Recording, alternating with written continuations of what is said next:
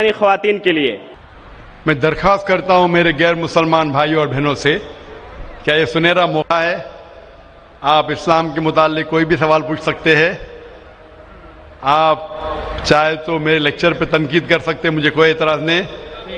آپ کو اگر قرآن مجید میں کوئی غلطی لگتی ہے تو قرآن مجید کے بارے میں سوال پوچھ سکتے ہیں.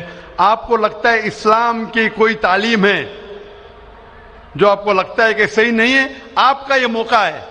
آپ اسلام کے بارے میں کوئی بھی سوال پوچھ سکتے ہیں، عیسائیت کے بارے میں، ہندوازم کے بارے میں، یہودیت کے بارے میں. میں طالب علم ہوں اسلام اور دیگر مذاہب کا، میں اسٹوڈنٹ ہوں اسلام اور کمپیریٹو ریلیجن کا. یہ آپ کا سنہرا موقع ہے. عام طور پہ مذہبی تقریر کے بعد سوال جواب کا کھلا سیشن نہیں ہوتا. یہ موقع ہے کہ میں غیر مسلمان بھائیوں اور بہنوں سے درخواست کرتا ہوں کہ آپ کوئی بھی سوال کر سکتے ہیں، ٹاپک کے اندر ٹاپک کے باہر بھی، مجھے کوئی اعتراض نہیں. آپ چاہے تو قرآن مجید کو اٹیک کر سکتے، اسلام کو اٹیک کر سکتے. میں نوجوان ہوں لیکن میں لے سکتا ہوں. آپ کوئی بھی سوال کر سکتے، یہ آپ کا موقع ہے. آپ کو ایسے موقع بار بار نہیں آئیں گے. میری درخواست ہے، مجھے آرگنائزرز نے کہا کہ الحمدللہ کئی غیر مسلمان اس فنکشن میں آنے والے. آپ بنا جھجک کوئی بھی سوال پوچھ سکتے، چاہے تنقیدی بھی ہو تو بھی چلیں گا، مجھے کوئی اعتراض نہیں. آپ کوئی بھی سوال پوچھ سکتے. میں غیر مسلمان بھائیوں اور بہنوں سے درخواست کرتا ہوں کہ آپ مائک کی طرف آئیے اور آپ کوئی بھی سوال پوچھ سکتے. سب سے پہلے ہم چلتے ہیں مائک نمبر 1 پر. وہاں اگر کوئی غیر مسلم بھائی ہے اور ان کے ذہن میں کوئی سوال ہے تو وہ سوال کر سکتے ہیں. مائک نمبر 1 سے. آداب. آداب. السلام علیکم. وعلیکم السلام. میرا نام وجے کمار بھوترا، میں کشن گنج کا نواسی ہوں. اینڈ یہاں پر ایک میری ریزن کی انڈسٹری ہے. By profession I am an entrepreneur. ماشاءاللہ.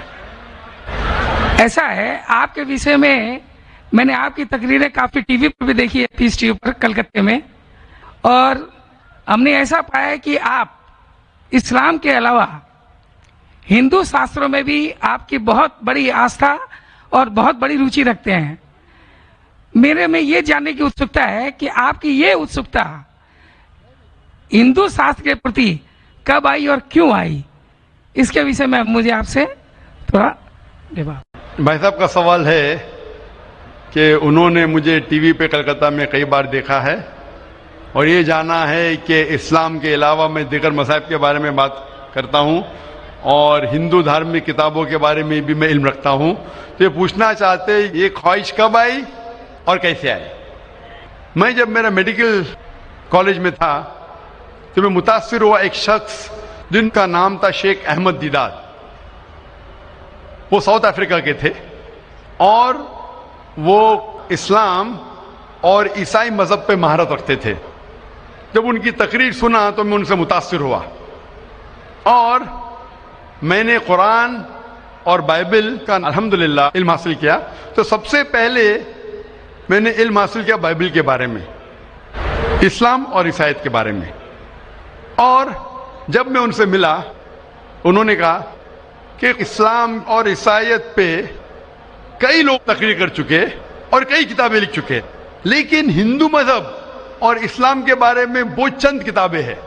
انہوں نے درخواست کی کہ بیٹا عیسائیت کے علاوہ دیگر مذاہب کے بارے میں آپ مطالعہ کیجئے اور ان کو بھی پیغام پہنچائیے. اور جب قرآن مجید کی میں نے آیت پڑھی، قرآن مجید میں اللہ تعالیٰ ایشور کہتے ہیں سورہ ال عمران میں سورہ نمبر 3 آیت نمبر 64 میں تعالوا الی کلمۃ سواء بین بینکم، آؤ ہم اس بات کی طرف جو آپ اور ہم میں یکساں ہے. سب سے پہلی بات کیا ہے؟ اللہ نعبد الا اللہ، کہ ہم صرف ایک ایشور کی عبادت کریں. ولا نشرک بہ شیئا، کہ ہم آپس میں کسی کو شریک نہ کریں. ولا یتخذ بعضنا بعضا اربابا من دون اللہ، کہ ہم آپس میں کسی کو رب نہ کہے. فإن تولوا، اگر وہ نہ مانے، فقولوا اشہدوا بأننا مسلمون، آپ شہادت دو کہ ہم مسلم ہیں. تو جب میں نے قرآن مجید کی آیت پڑھی جس میں لکھا ہے کہ جب بھی آپ غیروں سے بات کرتے ہیں تو اس بات کی طرف آؤ جو ان میں اور ہم میں یکساں ہے. اور مذہبی کتاب میں یکسانیت بھی ہے، ڈفرینسز بھی ہے. تو میں کہتا ہوں کہ کم از کم یکسانیت کے اوپر تو ہم عمل کریں، جو ڈفرینسز ہے وہ کل ڈسکس کریں گے. ڈفرینسز تو ہے، میں یہ نہیں کہتا ہوں ڈفرینسز نہیں ہے، لیکن جو یکسانیت ہے جو آپ کی کتاب دھارمک کتاب اور ہماری کتاب میں یکساں ہے تو کم از کم اس کے اوپر تو عمل کرے. تو یہ سوچ لے کے شیخ دیدار سے متاثر ہو کے اور قرآن مجید کی آیت سورہ نمبر 3 آیت نمبر 64 جب میں میڈیکل کالج میں تھا میں نے شروع کیا یہ میرا مشن. اور پھر میں نے تحقیق کرنے لگا. عیسائیت مذہب کا تو اتنے اچھے سے مطالعہ کیا تھا شیخ احمد دیدار نے کہ مجھے زیادہ تحقیق کرنے کی ضرورت نہیں پڑی. لیکن میں نے تحقیق شروع کیا ہندو مذہب کے بارے میں. پھر میں نے ہندو ودوان کی اسکالرس کی کتابیں پڑھنے لگی اور ڈھونڈنے لگا کیا یکساں ہے. لیکن قرآن مجید میں کہا گیا ہے کہ سب سے پہلی بات ہے اللہ نعبد الا اللہ, کہ ہم صرف ایک ایشور ایک بھگوان ایک اللہ کی عبادت کریں. تو جب قرآن مجید میں لکھا ہے کہ یکسانیت میں سب سے اہم ہے کہ ایک خدا, تو میں ڈھونڈنے لگا کہ ہندو مذہب کی کتاب میں خدا کے بارے میں کیا لکھا ہے. جب پڑھنے لگا تو مختلف کتابیں تھے, مختلف اسکالرس تھے. مختلف اسکالرس کو پڑھنے کے بعد پتا چلا کہ ایک ہوتا ہے کہ مذہب کو جاننا کتابوں کے ذریعے اور ایک مذہب کے ماننے والوں کے ذریعے. کبھی بھی مذہب کو جاننے کے لیے مذہب کے ماننے والوں کو مت دیکھو. ہو سکتا ہے وہ ماننے والے خود نہیں جانتے کہ ان کا مذہب کیا کہتا ہے. تو مذہب کو جاننے کے لیے سب سے بہترین طریقہ ہے کہ مذہب کی کتابوں کا مطالعہ کرے. تو میں نے ہندو مذہب کی کتابوں کا مطالعہ کرنا شروع کیا, وید کا, اپنشد کا, بھگوت گیتا کا, رامائن کا, مہابھارت کا. جب مطالعہ کرنے لگا تو عام طور پہ جب ہم پوچھتے ہیں ہندو سے, سب سے پہلی بات کہ ہم ایک ہی ایشور میں مانیں. عام ہندو سے پوچھتے ہیں کہ کتنے بھگوان میں آپ مانتے ہیں, تو کچھ ہندو کہیں گے 3, کچھ کہیں گے 100, کچھ کہیں گے 1000, کچھ کہیں گے 33 کروڑ. لیکن اگر آپ ایک ودوان ہندو سے پوچھیں گے جو اپنے ہندو مذہب کا مطالعہ کر چکا ہے, مذہبی کتابوں کا مطالعہ کر چکا ہے, وید پڑھ چکا ہے, تو وہ کہیں گا کہ ہندوؤں کو صرف ایک خدا میں ماننا چاہیے. لیکن عام ہندو مانتا ہے فلسفی جسے کہتے ہیں پینتھیزم. عام ہندو کہتا ہے کہ سب کچھ خدا ہے, پیڑ خدا ہے, چاند خدا ہے, سورج خدا ہے, انسان خدا ہے, سانپ خدا ہے. ہم مسلمان کہتے ہیں سب کچھ خدا کا ہے, پیڑ خدا کا ہے, چاند خدا کا ہے, سورج خدا کا ہے, انسان خدا کا ہے, سانپ خدا کا ہے. تو یہ اہم فرق ہے عام ہندو اور عام مسلمان میں. عام ہندو کہتا ہے سب کچھ خدا ہے, ہم مسلمان کہتے ہیں سب کچھ خدا کا ہے. تو یہ فرق ہے صرف کا. اگر یہ کا کے فرق کو مٹا لے تو ہم ہندو اور مسلمان ایک ہو جائیں گے. کیسا کرنا چاہیے؟ تعالوا الی کلمۃ سواء بین بینکم, آؤ ہم اس بات کی طرف جو آپ اور ہم میں یکساں ہے. تو جب میں ہندو مذہب کی کتابوں کا مطالعہ کرنے لگا تو ایک اہم کتاب کا نام ہے اپنشد. اپنشد میں لکھا ہے, چھندوں کے Upanishad chapter number 6 section number 2 shloka number 1 میں ایکم ایودتیم, خدا ایک ہے دوسرا نہیں ہے. جب ہم پڑھیں گے سویتا سوتر اپنشد چیپٹر نمبر 6 شلوکا نمبر 9 میں ناچس سے کسج جنیتا نہ چدیپا, یہ سنسکرت کوٹیشن ہے جس کے معنی ہے اس خدا اس ایشور کا کوئی رب نہیں, اس ایشور کے کوئی والدین نہیں, اس کے اوپر کوئی نہیں ہے, اس کی والدہ نہیں, اس کے والد نہیں ہے. لکھا ہے سویتا سوتر اپنشد میں چیپٹر نمبر 4 شلوکا نمبر 19 میں نہ تस्य پرتیما استی, اس ایشور کی کوئی پرتیما نہیں. پرتیما سنسکرت میں ہوتا ہے عکس, photograph, painting, picture, idol, statue, sculpture. ناتست پرتیما استی, اس ایشور کی کوئی پرتیما نہیں, کوئی عکس نہیں, کوئی پکچر نہیں, کوئی فوٹوگراف نہیں, کوئی پینٹنگ نہیں, کوئی آئیڈل نہیں, کوئی اسکلپچر نہیں, کوئی اسٹیچو نہیں. اور یہ آپ آگے پڑھیں گے یہ وہی چیز لکھا ہوا ہے یجوروید میں. وید ہندو مذہب کی سب سے اونچی کتاب ہے. یجوروید میں لکھا ہے چیپٹر نمبر 32 شلوکا نمبر 3 میں نہ تस्य پرتیما استی, اس ایشور کی کوئی پرتیما نہیں, کوئی عکس نہیں, کوئی فوٹوگراف نہیں, کوئی پینٹنگ نہیں, کوئی پکچر نہیں, کوئی اسٹیچو نہیں, کوئی آئیڈل نہیں, کوئی اسکلپچر نہیں. تو جب آپ ہندو مذہب کی کتابوں کا مطالعہ کرتے پتا چلتا ہے ہندو مذہبی کتاب میں بھی لکھا ہے خدا ایک ہے, اس خدا کا کوئی عکس نہیں. اور برہم سوتر جو ہندوازم کا ہے وہ ایکم براہم دیوتیا ناستے نینا ناستے کنچن, بھگوان ایک ہی ہے دوسرا نہیں ہے, نہیں ہے, نہیں ہے, ذرا بھی نہیں ہے. there is only one God, not a second one, not at all, not at all, not in the least bit. تو اس ذریعے سے میرا مطالعہ شروع ہوا. سب سے پہلے تحقیق کرنے لگا میں کہ ہندو مذہب کی کتاب میں ایشور کا کیا ذکر ہے, بھگوان کا کیا ذکر ہے, اور پتا چلا جس طریقے سے قرآن مجید میں لکھا ہے خدا ایک ہے, وہی لکھا ہے ہندو مذہبی کتاب میں.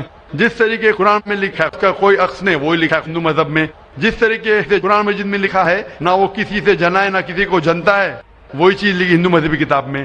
تو میں نے کہا جو یکساں ہے تو اس کے اوپر عمل کیوں نہ کرے. تو اس طریقے سے میری تحقیق شروع ہوئی, اور آہستہ آہستہ تحقیق کے بعد پتا چلا کہ ہندو مذہب میں بھی لکھا ہوا ہے کہ اوتار آنے والے ہیں. اوتار لوگ سمجھتے ہیں کہ بھگوان ایک انسان کا روپ لیتا ہے, یہ ایک معنی ہے, لیکن صحیح معنی ہے او سنسکرت میں مطلب بھگوان خود نہیں, بھگوان کسی کو بھیجتا ہے. تو اوتار کے صحیح معنی ہے جیسے ہم کہتے ہیں پیغمبر. تو بھگوان نے, ایشور نے کئی پیغمبر بھیجے, اور آخری پیغمبر کا ذکر ہندو مذہبی کتاب میں ہے, کئی کتابوں میں ہے, وید میں ہے, اپنشد میں ہے. کئی مثال دوں گا. ایک کلکی پرانا میں لکھا ہے کہ آخری جو اوتار آنے والے آخری پیغمبر وہ کلکی اوتار ہے. ان کے والد کا نام ہے وشنو یاس. وشنو مطلب خدا, یاس مطلب نوکر, خدا کا نوکر. عربی میں کریں گے تو ہو جاتا ہے عبداللہ, جو نام تھا محمد صلی اللہ علیہ وسلم کے والد کا. اس کے والدہ کا نام ہے سمتی, مطلب شانتی, امن. عربی میں ہو جاتا ہے آمنہ, جو محمد صلی اللہ علیہ وسلم کے والدہ کا نام تھا. اس میں لکھا ہے کہ انہیں وہی آئیں گی ایک کیو میں, ایک غار میں, جو محمد صلی اللہ علیہ وسلم غار ہرا میں آئی تھی. انہیں وہی آئیں گی رات کے وقت. وہ بعد میں جائیں گے نارتھ ورڈ اور پھر واپس آئیں گے. محمد صلی اللہ علیہ وسلم نے ہجرت کی تھی, مدینہ کی طرف واپس آئے. ان کے 4 قریب دوست ہوں گے, اس میں 4 خلفاء راشدین ہیں. اس طریقے سے ڈیٹیل میں لکھا گیا ہے آخری پیغمبر, جو آخری اوتار جو آنے والے محمد صلی اللہ علیہ وسلم. تو میں کہتا ہوں ہندوؤں سے کہ آپ اپنی ہندو کتاب کا مطالعہ کیجئے اور ہم ہندو اور مسلمان ایک ہو جائیں گے. تو اس طریقے سے میرے تحقیق شروع ہوئی, اور میں دنیا بھر میں کوشش کرتا ہوں امن کا پیغام لوگوں تک پہنچائے. جی بھائی صاحب, آپ نے جو اپنشدوں کا ورنن کیا اس کے ساتھ میں ایک لائن اور جوڑتا ہوں جہاں پر یہی لکھا ہوا ہے کہ ایشور ایک ہی ہے. وہ ہماری श्रीमद् भगवद गीता है, जिसे हम श्रीमद् भगवान की वाणी या ईश्वर की वाणी कहते हैं. उसके चैप्टर नंबर 18 श्लोक नंबर 66 में है, अनन्या सर्व धर्मान परित्यज्यम मामे कम शरणम प्रजा अहम त्वाम सर्व पापेभ्यो मोक्षयिष्यामि मा शुचा. उसमें भी एक ही ईश्वर की ओर इंगित किया गया. तो आप जो कह रहे हैं एकदम सही और एकदम यथार्थ है कि हमारे हिंदू में एक ही ईश्वर की है, बाकी रूप हमने अनेक मान लिया है. ये एक आस्था का विषय हो जाता है, साकार रूप निराकार रूप वो अलग है, लेकिन ईश्वर को हमारे यहाँ भी आपने एकदम ठीक फरमाया है. गीता भी हमारी यही कहती है. धन्यवाद आपको बहुत बहुत. जज़ाकल्लाह शुक्र. हजारों साल नरगिस अपनी बेनूरी पे रोती है, हजारों साल नरगिस अपनी बेनूरी पे रोती है, बड़ी मुश्किल से होता है चमन में दीदवर पैदा. अब हम चलते हैं माइक नंबर 2 की तरफ. वहां पर अगर कोई गैर मुस्लिम भाई मौजूद हैं और उनके जहन में कोई सवाल है तो सवाल कर सकते हैं. माइक नंबर 2 से. My name is Pintu Demna. I am from Malda and I am a student of AMA. So I just want to know what is the difference between Kaaba and Kashi. Will you explain me as your kind? भाई साहब ने सवाल किया है कि काबा और काशी में फर्क क्या है. काबा और काशी में फर्क क्या है. काबा कुरान मजीद में अल्लाह सुब्हानहू व तआला फरमाते सूरह अल इमरान में सूरह नंबर 3 कि काबा अल्लाह सुब्हानहू व तआला का सबसे पहला घर जिसे कहा गया बक्का. और अल्लाह ताला फरमाते सूरह बकरा में सूरह नंबर 2 आयत नंबर 144 में कि आप जिधर भी हो काबा की तरफ मुंह करो, मस्जिद हरम की तरफ मुंह करो और आप नमाज पढ़ो. तो काबा हमारे मुसलमान के लिए किबला है, एक दिशा है जिसकी तरफ हम देख के अल्लाह सुब्हानहू व तआला की इबादत करते हैं. और इसका जिक्र कुरान मजीद में है. काबा हमारे लिए किबला है. कोई भी मुसलमान काबा को नहीं पूछता है, लेकिन काबा किबला है, दिशा है यकसानियत के लिए. ہم کعبہ کی طرف منہ کر کے اللہ سبحانہ تعالیٰ کی عبادت کرتے ہیں.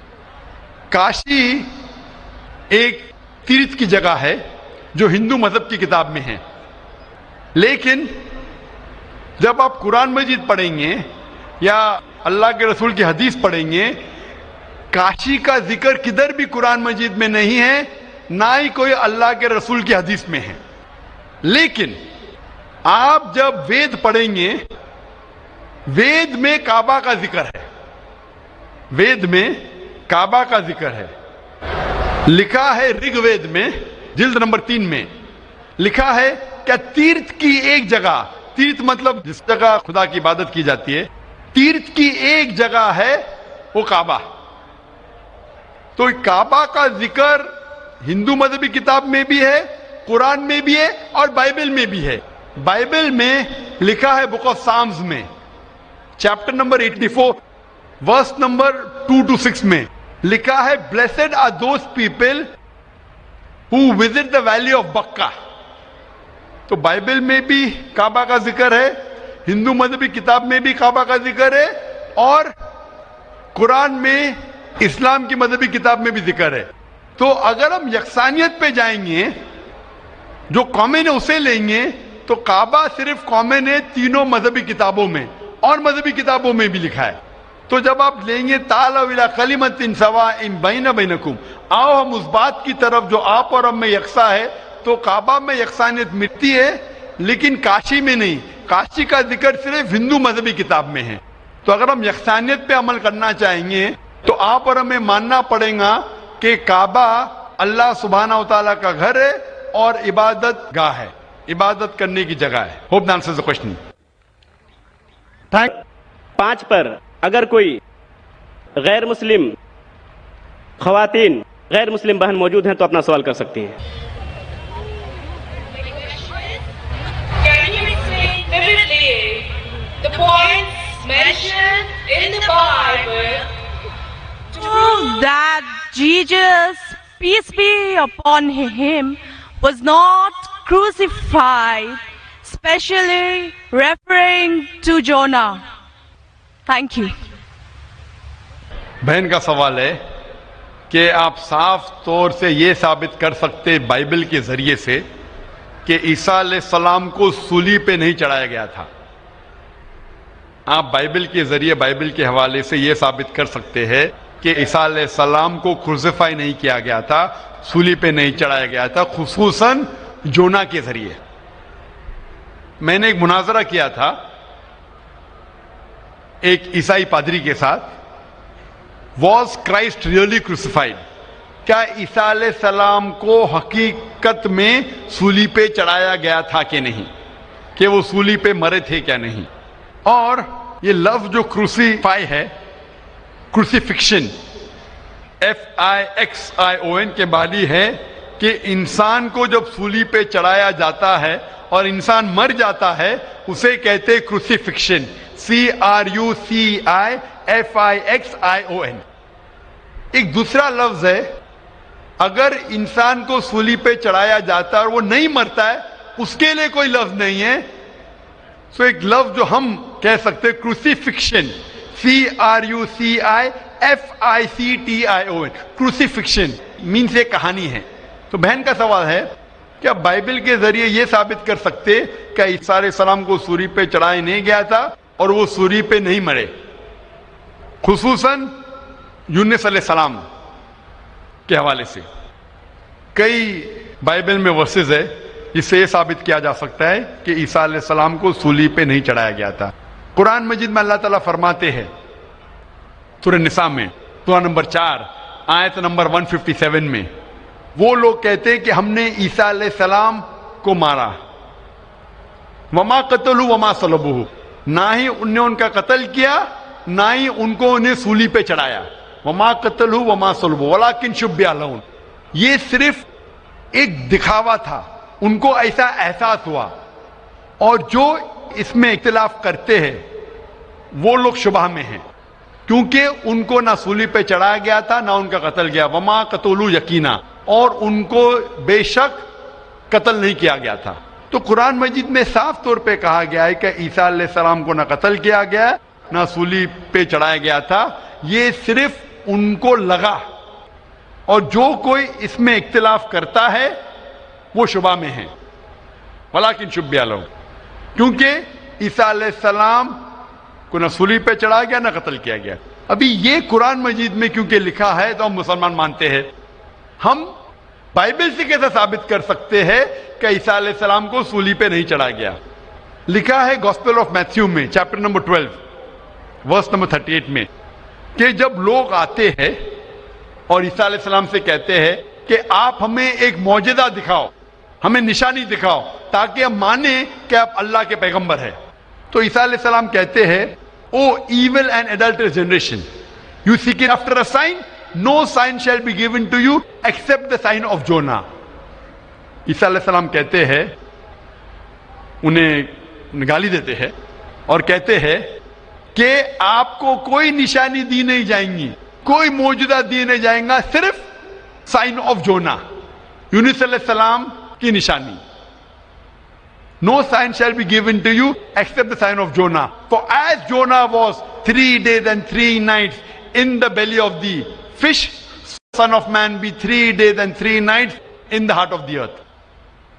ये है हवाला गॉस्पेल ऑफ मैथ्यू का चैप्टर नंबर 12 वर्स नंबर 38 से लेके 42 तक. ईसा अलैहिस्सलाम कहते कि तुम्हें कोई निशानी नहीं दी जाएंगी, सिर्फ निशानी यूनुस अलैहिस्सलाम की. जिस तरीके से यूनुस अलैहिस्सलाम 3 दिन और 3 रात मछली के पेट में थे, उसी तरीके से मैं धरती के पेट में 3 दिन और 3 रात रहूंगा. अभी हमें जानने के लिए कि साइन ऑफ जोना क्या है, यूनुस अलैहिस्सलाम की निशानी क्या है, हमें जाना पड़ेगा द बुक ऑफ जोना. एक बाइबल में किताब है जिसका नाम है जोना यूनुस अलैहिस्सलाम. ये किताब सिर्फ 2 पेज की है, ये बहुत छोटी किताब है बाइबल में. इस किताब की शुरुआत में लिखा है कि अल्लाह सुब्हाना व तआला ने अपने पैगंबर यूनुस अलैहिस्सलाम को कहा था कि अपना पैगाम पहुंचाओ, आप जाके पैगाम पहुंचाओ निनेवा के लोग की तरफ.